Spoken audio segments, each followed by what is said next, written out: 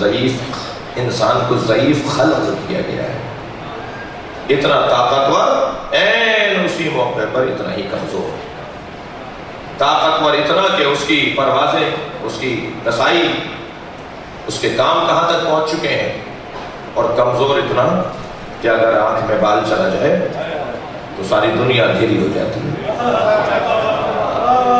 اگر جو ہے وہ پھانس چھپ جائے تو پھر کاٹ پیٹ اور آپریشن اور طرح طرح کی مصیبتوں کا سامنا کرتا ہے، ٹھوکر لگ جائے اور کہیں ایک معمولی سی رگ جو ہے وہ دب جائے اور کٹ جائے تو حواس اس کے مختل ہو جاتے ہیں۔ کتنا کمزور بنا ہے اس انسان کو۔ ایک ڈاکٹر سے ایک سبب سے ایک ہاسپٹل میں ہمارا جانا جانا رہا پچھلے 2 سال 3 سال پہلے، تو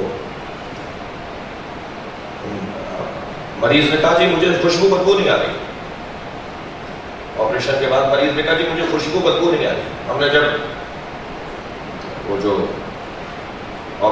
ڈاکٹر تھے سرجن سے اسے پوچھا کہ بھائی یہ کیا ماجرا ہے، کہنے لگے اس رگ کی طرف سے تو میں نہیں گزرا جو خوشبو بدبو کی لگے، میں نے آپریشن ضرور کیا ہے مگر اس طرف سے جو میں نے اپنا کوئی اوزار استعمال نہیں کیا جہاں سے وہ رگیں گزر رہی ہیں جو خوشبو اور بدبو کو محسوس کرواتی ہیں۔ دیکھیے ہنسی آنا بند ہو جائے گی، رونا بند ہو جائے گا، خوشبو بدبو ختم ہو جائے گی، رنگ نظر نہیں آئیں گے، یعنی آنکھیں دیکھ رہی ہوں گی مگر سب کالا کالا دیکھ رہی ہوں گی۔ دیکھیے اللہ نے کتنا ظریف کام رکھا ہے، کتنا حساس ہمارے بدن کے اندر نظام رکھا ہے، ہمیں کتنا مختار بنایا ہے اور کتنا مجبور بنایا ہے۔ مختار تو ہمیں اتنا بنایا ہے کہ ساری دنیا ہمارے ہاتھ میں آ جائے، اور مجبور ہمیں اتنا بنایا ہے کہ ہم اپنے ہی ہاتھ میں نہیں ہیں۔ صلوات پڑھیں ذرا محمد و آل محمد۔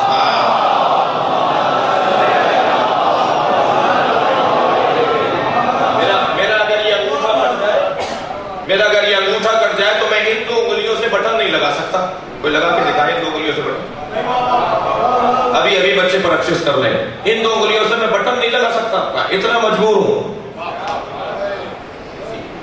اتنا ہی مختار اور اتنا ہی مجبور، میرے پاس کوئی چارہ نہیں ہے۔ امام سجاد کے دسترخوان پہ ہم بیٹھے ہیں، صلوات پڑھنا محمد و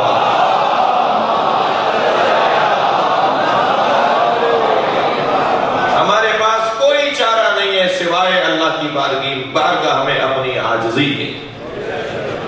جتنا اس کی بارگاہ میں ہم عاجز ہوتے چلے جائیں گے اتنا ہی اس کا کرم بڑھتا چلا جائے گا، اتنا ہی اختیار بڑھتا چلا جائے گا، اتنا ہی ولایتیں بڑھتی چلی جائیں گی، اتنی ہی رفعتیں اور عظمتیں بڑھتی چلی جائیں گی۔ اللہ کی بارگاہ میں دعا بہترین ذریعہ ہے عاجزی کا۔ دعا ایک ایسا عنوان ہے کہ جو انسان کو اللہ کی بارگاہ میں عاجز ہونا یقین دلاتا ہے کہ میں عاجز ہوں، میں ناتوان ہوں، کمزور ہوں، ضعیف ہوں۔ اور جب یہ ہاتھ اٹھاتا ہے تو گویا اپنی ساری کائنات اس کے سامنے رکھ دیتا ہے۔ میرے یہ 2 ہاتھ نہ ہو تو خوب میرا دماغ چلتا رہے، خوب میرے پیر چلتے رہیں، ان 2 ہاتھوں کے ذریعے سے ہی میں اپنی دنیا کو چلاتا ہوں۔ یا اللہ یہ میں نے جوڑ کے تیرے سامنے رکھ دیے۔ اچھا جو وسیلے کو نہیں مانتے ان کے لیے یہی ایک جملہ ہو جائے، جو وسیلے کو نہیں مانتے وہ ہاتھ اٹھا کے ضرور دعا کر رہے ہوتے ہیں۔